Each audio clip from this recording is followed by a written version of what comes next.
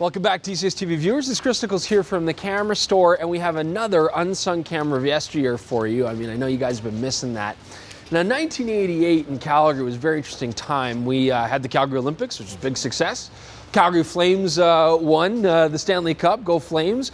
And it was 29 years ago. Jordan's wife wasn't even born yet.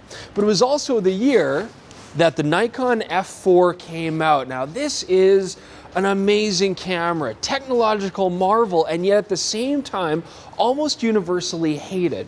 This is possibly the worst camera ever made in the world. I hated the autofocus so much, I actually switched to Canon. And so many of my friends switched to Canon, and we switched because of this camera, this piece of... Now, the Nikon F4 was truly unsung, and I know that seems strange being that it's a flagship Nikon body, but the Nikon F4 was the camera that every Nikon user in the pro industry dumped in order to get the Canon EOS 1. I'm going to talk about why that is, but for me, folks, I love the hell out of this camera. As a kid running around London doing street photography, this was my camera of choice. There's so many great things about it. I'm going to talk to you about that today.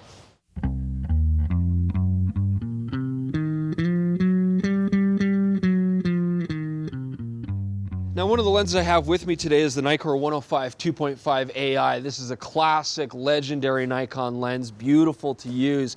And although the F4 was the first sort of official flagship Nikon camera with autofocus, if you don't count the F3 AF experimental abomination that was, it still supported the manual focus glass really, really well. And I've got AI glass on here. You can also use the pre-AI with stop-down metering, but I get a lot of great stuff. Now, first off, matrix metering with manual glass, even some TTL flash capability with manual glass. I'm also getting things like autofocus confirmation as well. So, I mean, this was a really powerful manual focus camera, even though it had the AF system in it, and I love using it for that.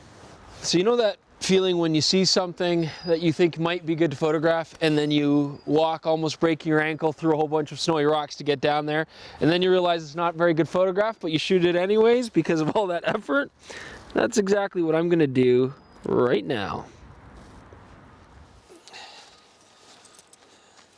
You know, that's what Domke waxed canvas is good for. My hands are cold because it's winter time. And this camera body is quite chilly, although, you know, interestingly enough, the Nikon F4 was one of these body designs that I really loved as a kid. It was almost like Lamborghini Countaches or Ferrari Testarossas. You know, when you'd see these designs on a poster and you'd fall in love with it and you'd want one the rest of your life. I don't know if that really happens with cameras anymore, to be honest, but it happened with me on the F4. And that makes sense because this was actually designed by a famous car designer, famous Italian designer who actually also came up with the Lotus Elise concept, which of course is beautiful. But I always really loved the lines of the Nikon F4. I mean, I've always found it to be a very beautiful, very modern design, but even that is a contentious issue. And I think the thing is, the Nikon F4 was so modern that it really kind of paved the way for Nikon's current digital body designs. I mean, you know, we got away from a lot of the brass and the classic kind of square lines to something that was more molded and rounded. The Nikon F4 was a solid die-cast aluminum body with a lot of rubber laminate, but of course that takes away from a very classic look like the F2 and even the F3, and I think that turned off a lot of people. I mean, that being said though, it made the camera incredibly rugged, incredibly modern looking. I mean, the grips here, the MB21 and 23, this was Nikon's first camera to have vertical grips, okay, something that we now just take for granted as a regular occurrence in all modern cameras. You know, on that side point, I always personally like to use the MB20, which was the camera without a bottom grip. I found it was a little bit more compact, a little bit lighter weight. But the MB21 would raise the frame rate from 4 frames per second to 5.7. Not bad for an 80s camera.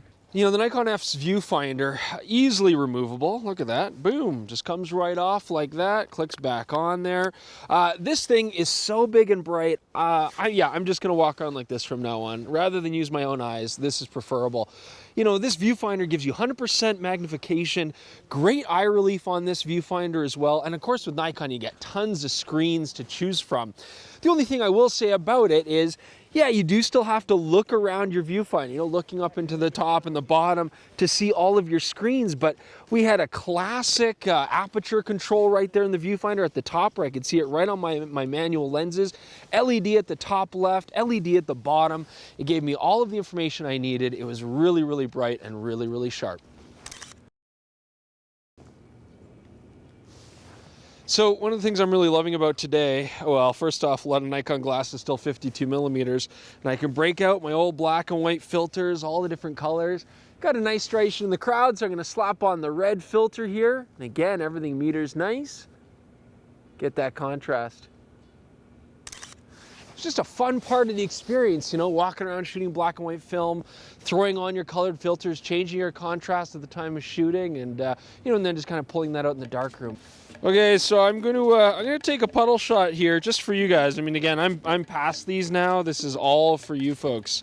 But I'm just gonna test out the matrix metering here. I mean, this was a 5-segment matrix meter. Obviously, they're up to like 1,005 now. But you know, for the time, this was amazing stuff. I mean, revolutionary, worked fantastic. And again, I get it even with ancient lenses. I've got the sun coming right into the viewfinder, so hopefully this red filter will block enough light to keep me from suffering permanent blindness.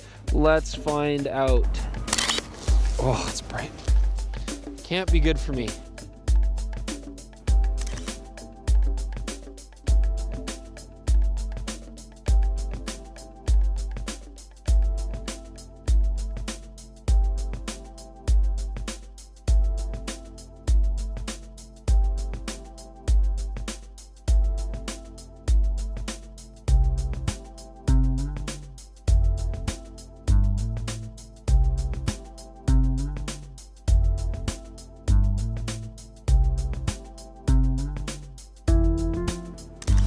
I love the sound of that shutter. I wouldn't say it's discreet. Pow! So, of course, changing lenses badly, that's what I do. No back caps or anything like that. I know I'm the worst. But unlike all the digital cameras that we make a mess of, the F4, it's filthy inside right now. Doesn't affect my images. All right, now I'm gonna take a self-portrait here, which I don't normally do. But I'm gonna do it to prove a point. Because although the F4 was a heavy camera for sure, it was also one of the most stable cameras. Actually had a really advanced dampening system for the mirror slap and the shutter itself. You couple that with a fairly chunky body, and this camera could handhold sharper than any film camera I had used up to that point. So I'm gonna shoot 1/10 of a second here, and I'm confident it's gonna be nice and sharp. Now, of course, being Nikon's first autofocusing flagship camera, the AF system is an early one. It wasn't great. And, you know, honestly, that's the biggest knock against the F4. The autofocusing was slow, you know, had that loud worm, you know, drive you, the classic bzz, bzz, bzz of the 80s. But the Canon EOS 1 focused quite a bit faster, and I think that's why so many pros left their beloved Nikon system and switched over to Canon. If you're a sports photographer, journalist, or wildlife photographer, the better AF made a big difference. And then, of course, you get all the gray lenses from all the sporting events in the 80s and 90s after that. You know, that being said though, if you take the AFS lenses that you can buy today and you throw them on the Nikon F4, it works fantastic. It actually is quiet, fairly quick, and it actually breathes new life into this old system. Yeah, it's making the noise. I don't know if it's actually rewinding right now, but yeah. Nice thing about the F4 is you always had this old school mechanical rewind as well. So if you don't trust the electric one, for example, in this case where this camera is really old, well, we can at least try the manual. So that's one roll down. I only have 2 rolls today, so we're gonna have to be sparing. I'm getting to use Kodak Tri-X 400. You know, this was my favorite films to use. I'm gonna soup it in Rodinal later today, and it's just such a nice experience to be out here shooting my old film again. The F4 actually had a very simple loading system. Just drop it in, pop it across, get it to the red tab, and it should do it on its own. We're ready to shoot. You know, it's funny shooting this camera again after, I don't know, 17, 18 years. It actually still feels so familiar, and it all is coming back to me. I really like the feel of the grip, even though normally I would complain about such a large grip. It just kind of catches the ridges of my fingers properly. and it's got a heavy weight on it. And admittedly, I normally wouldn't use the MB21 grip on here, but it still puts the weight right under your hand. I don't know, it just kind of feels solid. It never feels like a huge burden. So I'm enjoying it. It's nostalgic, it's fun, it's solid, having a good time. Well, we started our photo expedition on the Peace Bridge, and we are going to end our photo expedition today on the Peace Bridge as well. We're going to head back to the store now. We got some chemicals, we got a dev tank, changing bags, all the rest. And we're going to soup this film, we're going to see what we get. It's been a long time since I've done this, so there's a very good chance I'm going to screw it all up and we'll have no photos to show you. But assuming I do an okay job, we should have some beautiful Tri-X to look at. I've got 3 shots left on here. I don't want to waste them. So I want to take pictures of people, portraits, anybody. I'm Chris Niccolls. Portraits. I guess just be Jordan and me then.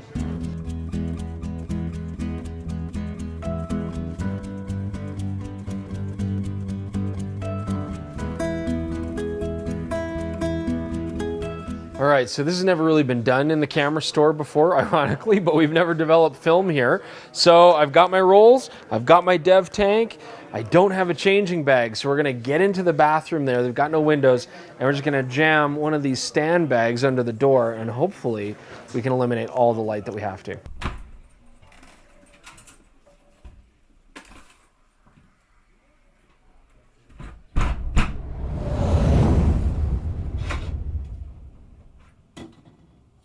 All right, so we're in the camera store kitchen. We're gonna develop some film here, Rodinol, which is always my favorite. It's corrosive and is dangerous for the environment, but it doesn't say anything about lunch, so I think Ron's gonna be okay over there. All right, so we don't have a thermometer in the store, and I've given up all my darkroom stuff a long time ago, but I actually did get pretty good at figuring out 20 Celsius. And that's feeling pretty close. I mean, the developer's the critical part. Stop bath fixer, not as critical. Now, because we're just having a little bit of fun here, I'm doing 1 to 25 in Rodinol. I know everybody's gonna be like, oh, you're supposed to do 1 to 200 and leave it for an hour, but too bad, I don't feel like waiting. 1 to 25 for 7 minutes, it's gonna be great.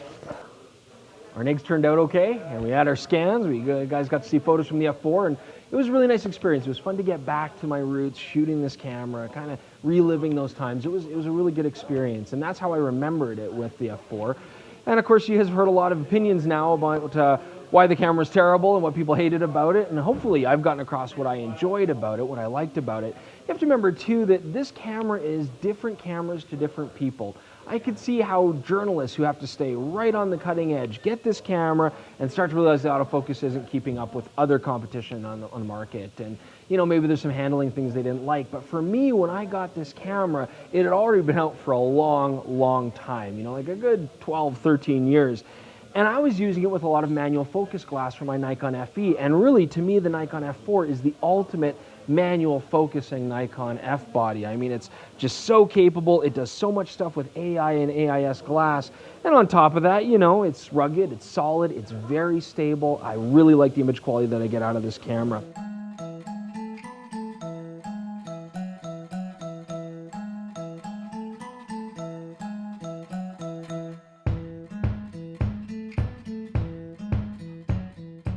I think it's pretty easy nowadays to assume that cameras like the Nikon FM, for example, being fully mechanical, could easily survive 30 or 40 years without breaking. You know, it's all brass and springs and metal parts, and there's no electronics to really fail. But we also make the assumption that digital bodies today are somehow delicate because they're all computers and, you know, transistors and diodes and circuit boards and stuff. But the fact is that the Nikon F4 was actually intensely technical. 1,750 parts. I mean, 200 parts of that making up the matrix meter alone. Lots of electronics, lots of circuitry, and yet this camera's 30 years old, it's still going strong, and I think it's probably gonna go another 10 or 15 years. So it really just comes up to design and how much effort and passion those designers put into a camera body. And I think that's the most amazing thing about the F4 in total, is just, it's a beautiful piece of design and passion. So guys, I hope you enjoyed that. I hope you got something out of that. We really like shooting the F4, me especially. Don't forget, tweet us, Instagram us, check out our accounts, subscribe to our channel, let us know in the comments below, tell us what you think. I had a lot of fun getting another Unsung Cameras of Yesteryear out. I hope you guys enjoyed it too. We'll see you soon.